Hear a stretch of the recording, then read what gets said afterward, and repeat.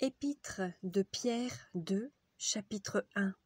Simon Pierre, serviteur et apôtre de Jésus-Christ, à ceux qui ont reçu en partage une foi du même prix que la nôtre, par la justice de notre Dieu et du Sauveur Jésus-Christ, que la grâce et la paix vous soient multipliées par la connaissance de Dieu et de Jésus notre Seigneur. Comme sa divine puissance nous a donné tout ce qui contribue à la vie et à la piété, au moyen de la connaissance de celui qui nous a appelés par sa propre gloire et par sa vertu, lesquels nous assurent de sa part les plus grandes et les plus précieuses promesses, afin que par elles vous deveniez participants de la nature divine, en fuyant la corruption qui existe dans le monde par la convoitise.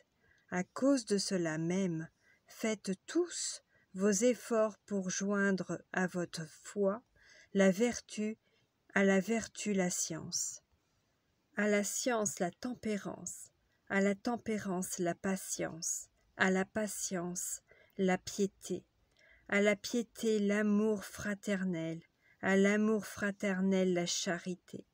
Car si ces choses sont en vous, et ils sont avec abondance, elles ne vous laisseront point oisifs ni stériles pour la connaissance de notre Seigneur Jésus-Christ.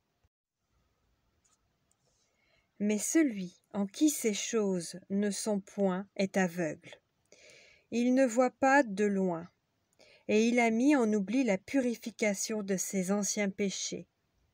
C'est pourquoi, frères, appliquez-vous d'autant plus à affermir votre vocation et votre élection, car en faisant cela, vous ne broncherez jamais.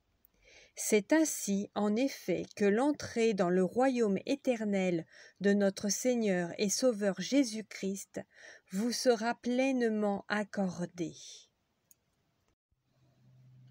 Voilà pourquoi je prendrai soin de vous rappeler ces choses, bien que vous les sachiez et que vous soyez affermis dans la vérité présente.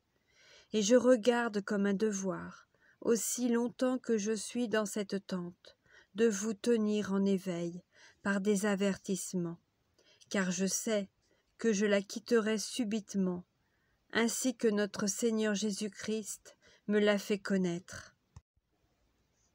Mais j'aurai soin qu'après mon départ, vous puissiez toujours vous souvenir de ces choses.